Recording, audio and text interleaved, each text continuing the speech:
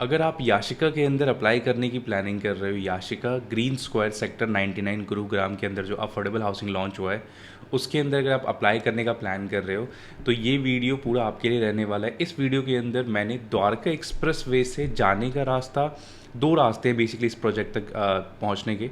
एक रास्ता जो सेक्टर 99 मतलब मेन द्वारका एक्सप्रेस वे से जाता है, और एक जो पीछे से आता है अपर द्वारका एक्सप्रेस वे से।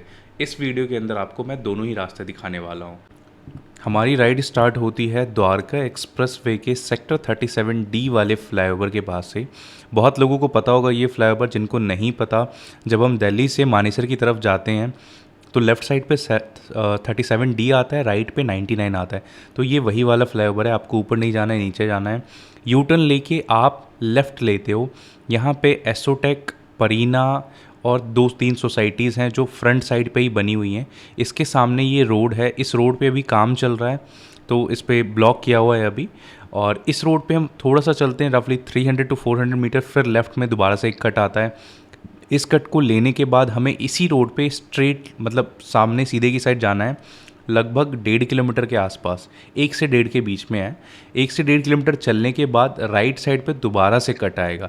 अभी जो राइट साइड पे आपको बिल्डिंग दिख रही है, ये परीना की ही लग्जरी सोसाइटी रहने वाली है। और मेरे लेफ़्ट साइड पे जितना एरिया आपको दिख रहा है अभी, ये बेसिकली यहाँ पे वेयर हाउसेस टाइप चीज़ें बनी हुई हैं। अभी आगे आपको प्रॉपर वेयर हाउस बड़ा सा दिखेगा। वैसे तो जो लेफ़्ट साइड में पीछे था वो अंदर की तरफ था, बट आगे आपको अभी मेन रोड पे भी वेयर हाउस दिखेगा, क्योंकि ये बेसिकली रेजिडेंशियल जोन नहीं था पहले।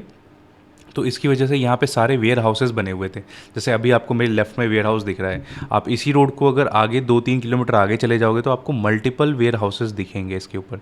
तो अभी अगर रोड की कंडीशन बताओ तो बहुत बुरी कंडीशन है रोड की यहाँ तक जाने के लिए। अब आपको यहाँ से राइट ले लेना है। लगभग हम 1.5 किलोमीटर चल लिए वहाँ से राइट लेते हैं। ये सत्या के प्लॉट हैं लेफ़्ट साइड पे। सामने की साइड जब हम आगे चलते हैं तो आगे स्काई वेल्स है और दो तीन और यहाँ पे प्लॉटेड डेवलपमेंट हैं जो आसपास हैं, मतलब इसी लोकेलिटी सेक्टर 99 के अंदर ही आती हैं। अभी बिल्कुल राइट में जो आपको प्रॉपर्टी दिख रही है ये रहेगा रहेजा वान्या। स्टक प्रोजेक्ट है रहेजा डेवलपर्स का, इसका अभी कुछ भी नहीं हो रहा। और सामने जो कंस्ट्रक्शन होता हुआ दिख रहा है ये आपका रहने वाला है याशिका का अफोर्डेबल, जिसके लिए हम ये बेसिकली वीडियो बना रहे हैं। तो अभी मैं साइट पे आसपास की चीज़ें नीचे उतर के आप लोगों को एक्सप्लेन कर देता हूँ, जिससे थोड़ी सी क्लैरिटी आपको ज़्यादा मिल जाए। और जिसको कोई भी क्वेश्चन हो रिलेटेड टू दिस प्रोजेक्ट, आप मुझे व्हाट्सएप कर सकते हैं, क्योंकि बहुत कम टाइम के लिए ये प्रोजेक्ट साइट पे लाइव है। और अभी मैं इसका दूसरा रास्ता भी दिखाऊंगा। ये साइट की एग्जैक्ट कंडीशन है अभी याशिका सेक्टर 99 के लिए। बेसिकली ये वाला जो रोड है ये मेन रोड से आता है। बेसिकली ये 2 क्रम ये 4 क्रम का रास्ता है जो गांव वालों का। This is not 24 metre road. 24 metre road जो रोड बनेगा वो इसके बैक साइड पे बनेगा। तो उससे पहले का जो है ये ऐसे ही है, मतलब ये गांव वालों का रास्ता है। ये रास्ता आगे जाके उस लोकेलिटी पे जहाँ से वो गाड़ी आ रही है किया की, वहाँ वो बंद हो जाता है रास्ता। तो अगर वैसे आप लोकेशन वाइज देखोगे तो लोकेशन आज बहुत अंदर है, बट आने वाले टाइम पे बहुत मतलब फ्यूचर वाइज अगर देखा जाए तो सही हो जाएगी अगर 24 मीटर की रोड बन गई तो। बाकी जो कंस्ट्रक्शन आपको दिख रही है वो एज इट इज सामने रहने वाली है। एज इट इज जो आपको दिख रहा है ये 3 BHK के टावर्स हैं।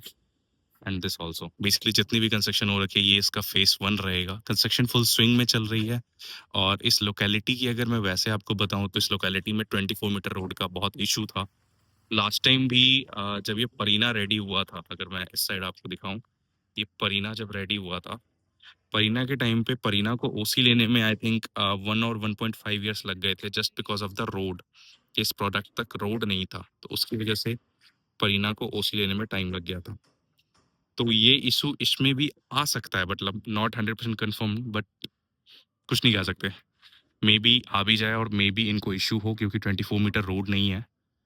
बाकी दिस इज ऑल अपडेट कि एक्सप्रेसवे से आना कैसे है। बाकी अभी मैं आपको जाने का भी रास्ता दिखाऊंगा।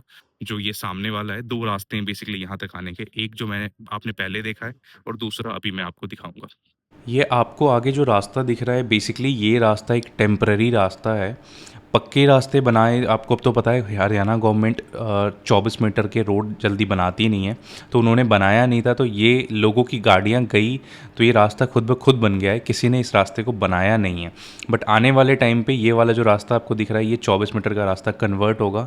कितने टाइम में उसका कोई अपडेट नहीं है, गवर्नमेंट के ऊपर ये चीज़ें डिपेंड करती है। और अफोर्डेबल डेवलपर रोड के ऊपर आपको पता है इतना पैसा इन्वेस्ट नहीं कर सकता, क्योंकि उसका खुद का ही बजट बहुत कम होता है।